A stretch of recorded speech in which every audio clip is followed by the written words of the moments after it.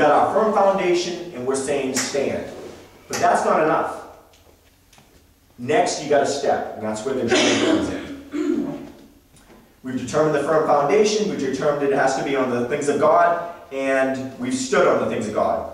In Joshua 1 through 6, it talks about Moses is dead, and Joshua is now going to lead the Israelites into the promised land.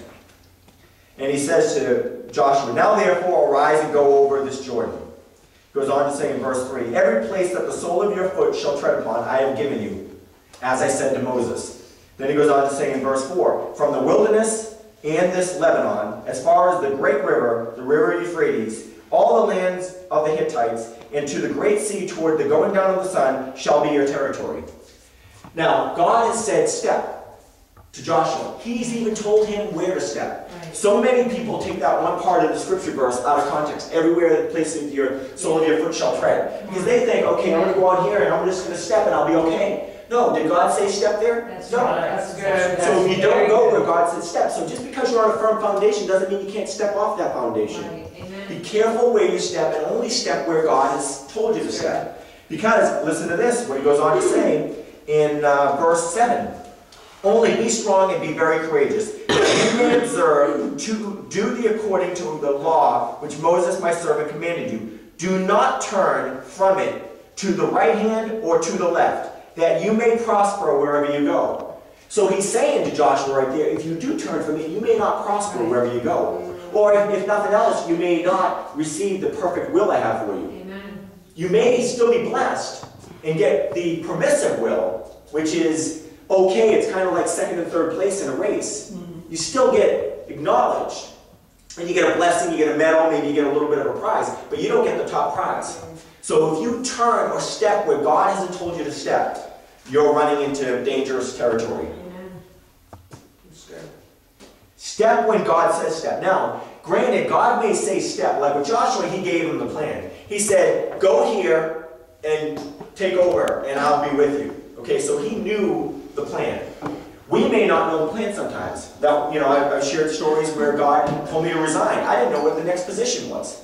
I didn't know where I was going to work. Here I had a wife, 3 kids, in an expensive house, and I'm resigning from my job with no income coming in. I didn't know, but I knew I needed to step. God said step, so I stepped. Right. But I'm not going to step if God doesn't say step. I'm not going to resign if God didn't say resign. So make sure you're doing what he said. Taking a step just because you want to take a step and call it a step of faith is not a step of faith. If God didn't say to do it. That's good. That's good. Psalms 37, 23 and 24 says, the steps of a good man are ordered by the Lord. They're ordered by the Lord. It's saying right there, they're ordered. And he delights in his ways. Though he fall, he shall not be utterly cast down, for the Lord upholds him in his hands. So even Jesus said, in this world we'll have troubles. So we're going to have difficulty. Difficulties will come. In a football game, you have challenges. You've got guys on the other side of the line want to smack you, get you on the ground. That's inevitable. It's going to happen. But he's saying he'll help you through it. You won't be utterly cast down. So in other words, you will not end up in hell if you step according to his plans. He also says in Proverbs 5, trust in the Lord with all your heart, lean not on your own understanding. In all your ways acknowledge him, and he will direct your paths. He will direct your paths. Amen. Again, if you don't start, if you don't step, you can't finish. If you don't finish, you can't win. You can't succeed. And don't belittle each step. Right. Every step has an importance. Now, this is what I'm bringing in this weekend. We've been playing Mario this weekend, and it's a four-person Mario. Andrew, he wants to get to the castle. He's like, no, don't go over here. No, don't go over here. Let's just go to the castle. Let's conquer this thing. I don't want to win this battle thing here. He just wants to get to the end. There's no fun in that. That would be like you go to the Boston Marathon. You give them a donation, they hand you a medal. Did you win it? No. Did you go the 26.2 miles? No.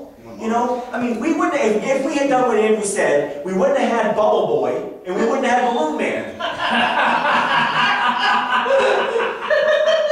You gotta go through the challenges. You gotta enjoy the journey. Oh my goodness. We have a blast with this game. I'm telling you, those things that, you know, and it was, oh, we're almost there, and then you lose, and then you're gonna try it again. That was half the fun. The game wouldn't have been that fun if you went from there, got cannoned to the main castle, beat the guy, and you're done. There would have been no fun in that. No challenge. No enjoyment. You know, I think about the kidney. For 6 months I was believing for a miracle, believing for a divine healing. It didn't happen. I look back now and say, you know what? I saw a lot of things in there. One, it gave me compassion for people that are sick. Two, I got to talk to a lot of people and hear a lot of people's stories. On the more on the worldly side, we were up there, and when we were heading back down here, we got to see the NBA Hall of Fame. We got to stop in New York City, Times Square. We got to go to Washington, D.C. During that 6 months, I didn't have an income. We had people that barely had more than what we had at that time, which we had nothing, giving us money. And that was a blessing. I hate to receive. I'd rather give.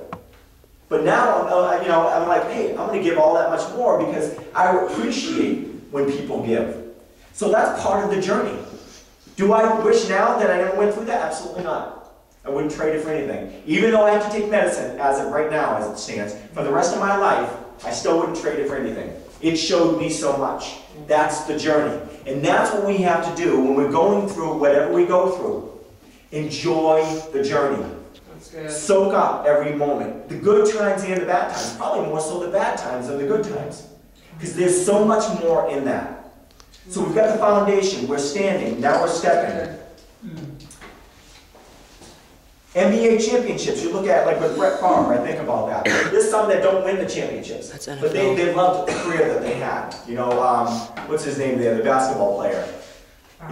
Barkley. Yeah, he never won a championship, but he had many years, and he had great stats. Brett Favre, you know, and I just, again, getting off my soapbox, getting on a different soapbox for a minute, I do not like how people get on his case because he's come in and out of retirement. He's never missed a single year. He's played every year for the last 20 years or whatever it's been. But they get on his case because he's 41 years old and he decides he's going to retire, and then before the season starts he comes back and says, okay, I won't retire. And they waver. Think about this. Since he is 6 years old, he's been playing football. He's 41. That's 35 years. He's 41. 35 years he's been playing football. You think it's easy to just stop what you've been born and bred to do? No. It's tough to retire. And that we've got to learn from that. Why stop? What, because of the pressure? He's injured right now. He got beat up in the last game. But so right now he may be thinking about retiring. But you know what? Before the year's done, he may come back. He wants to win that one more championship. But he's enjoying it. He's having fun right now. I mean, he jumps like a little kid every time he gets a touchdown into one of the football players' arms, you know? He's a, 300 or 250-pound man, and he's jumping around like a little kid. So, we talked about the firm foundation. We've talked about standing for something. And then we've talked about taking the steps according to God's plan. And after all of that, God says, having done all to stand, stand therefore. So you've stood, you've stepped. Sometimes you get weary. Sometimes you get tired. We've taken steps and have progressed. We've pushed against resistance and have made an impact. We've all been answering the call. We're now tired. The battle has been long and weary. Time after time you wanted to take time off. You wanted to pass the torch to somebody. You wanted to retire. God says don't. Don't stand. You know, again, Ephesians 6:10 talks about that.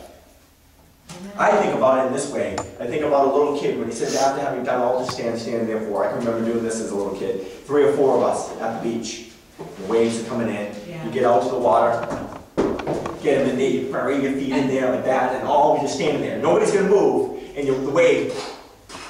See who can be the last one standing. You're doing everything you can to stand before anyone else. That's what God's saying. Dig your feet in the sand and do all that you can to stand. Reach deep. Pull every last ounce out. And if you do your part, God will do his part. That's right. Amen. So, in closing, what is your foundation built on? Question. What do you stand for?